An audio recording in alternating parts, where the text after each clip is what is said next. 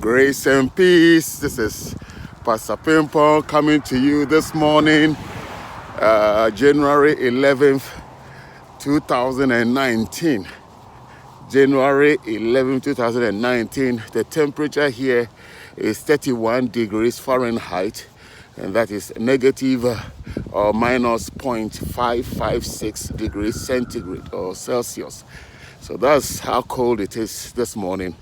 But as always, by the grace of God, I am alive and well, and the Lord has given me the ability to be able to walk this morning, to enjoy the beauty of His day. You heard the car honk, it's a horn. They've seen me every day walking, and now it's become, okay, I have to always wave them, they blow the horn at me, but it's fine. I thank God for the grace to walk. And I believe that you are also grateful to God for the fact that He has allowed you to live to see a day called today, to enjoy His loving kindness. Oh my, the sun, the beauty, the sun is out, shining so beautifully, radiating, oh God, upon me. As if I'm seeing the face of God. But I thank God for His goodness and His loving kindness. My beloved, I want to share a brief word with you today that I studied in the book of Exodus 23. Just verse 1, just the first verse. It says that thou shalt not raise false reports against anybody. And not only that, but don't become a party to a case that is built on false report, to do wickedly against somebody or an entity. And when I looked at that, and when you go back, please take time and study the whole of Exodus, especially Exodus 23, and look at those instructions that the Lord gave to the children of Israel. And in that also, He talks about being kind to strangers, and why? Because He says they also have to bear in mind that they've been strangers in some way. So they know how it feels to be a stranger, and knowing how to be a stranger in a land that is foreign to you, you should be able to identify with the pains and the feelings with others also who find themselves being strangers in the country where you are, and in country or wherever you are, And I believe there's a lot of wisdom in that. In fact, it's full of wisdom. One, we don't have to raise false alarm. It's become like sowing a seed of discord, And we found that many nations do that. They've done that. We've seen several wars that have been fought, and have all been fought on the premise of one thing, only to discover that one thing was a lie or was a false report.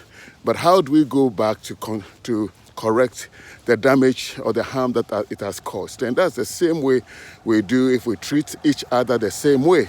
We raise false flags, when we sow seeds of discord, we lie, we paint somebody as what he isn't, we put a word in somebody's mouth that he hasn't said.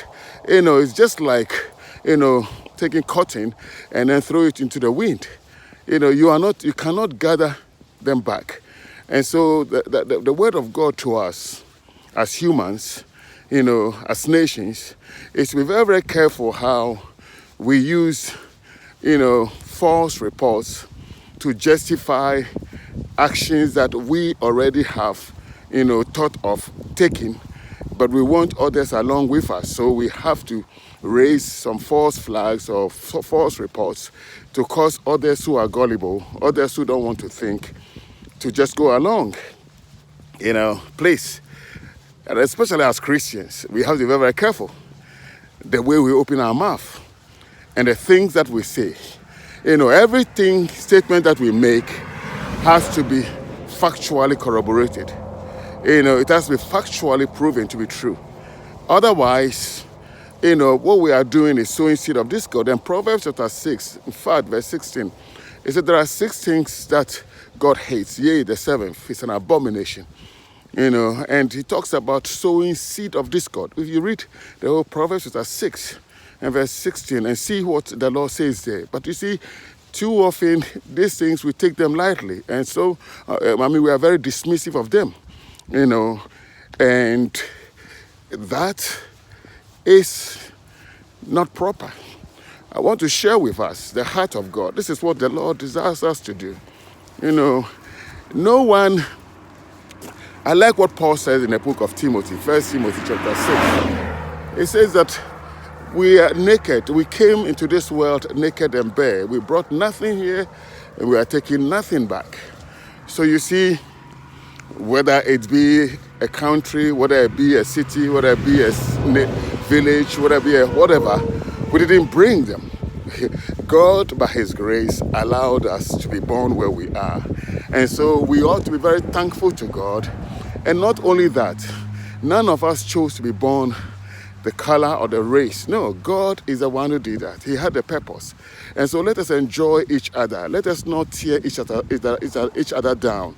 Whatever tribe we are, whatever, let's not. Let us not be sowing seed of discord. Let us not be planting false reports that we know that are untruth.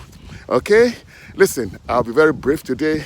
May the Lord bless you on this my early morning walk with Jesus Christ. Grace and peace. Bye-bye.